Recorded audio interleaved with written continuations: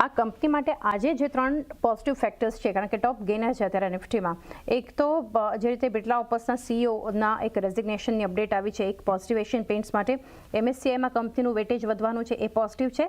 અને કાચા તેલનો ભાવ જે $64ની નીચે આપણને પહોંચતો બતાવી રહ્યો છે. આ બધા ફેક્ટર્સની એક અસર અત્યારે એશિયન પેઇન્ટ્સ ક્લિયરલી બતાવી રહ્યું છે. તમે કઈ રીતે એને જોઈ રહ્યા છો? આ જે ન્યૂઝ આવ્યા બિરલા ઓપસ એ મેઇન ટ્રિગર પોઈન્ટ છે, કેમ કે જે કન્સિડરેશનમાં હતું કે બિરલા ઓપસ એક બહુ મોટી કોમ્પિટિશન આપશે અને ત્યાંથી માર્કેટ શેર ઓછું થશે. પણ હવે તમે જો તો બિરલા ઓપસનું એવું પરફોર્મન્સ રહ્યું નથી, પણ આગળ જઈને JSW પેન્ટ્સ પણ બહુ મોટી કોમ્પિટિશન આપી રહ્યું છે. એટલે કોમ્પિટિશન તો વધી છે. તમે જો તો માજીને ઘટ્યા છે. હવે એક સેન્ટિમેન્ટલ આ બૂસ્ટ છે કે ચલો કોમ્પિટિટર એટલું પરફોર્મ નથી કર્યું, પણ એવું ના કહી શકે કે ટોટલી યુટર્ન થઈ ગયું છે ને કોમ્પિટિશન આવશે નહીં, કેમ કે મોટું કોંગ્લોમરેટ છે. બિરલા છોડે એવા નથી.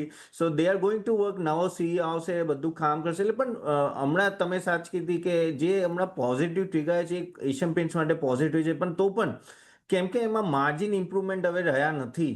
અને કેમ કે એમાં તમે જો તો માર્જિન જેટલા ક્વાર્ટરલી ડાઉન છે તો પ્રોફિટેબિલિટીમાં જો ઇશ્યુ આવે તો વોલ્યુમ ગ્રોથ નહીં આવે તો પ્રોબ્લેમ છે. એટલે હું હજી પણ વેઇટ એન્ડ વોચ રાખીશ. એકદમ કૂદવાની જરૂર નથી. આમાં લોંગ ટર્મ પોઈન્ટ ઓફ વ્યૂથી બોલું છું.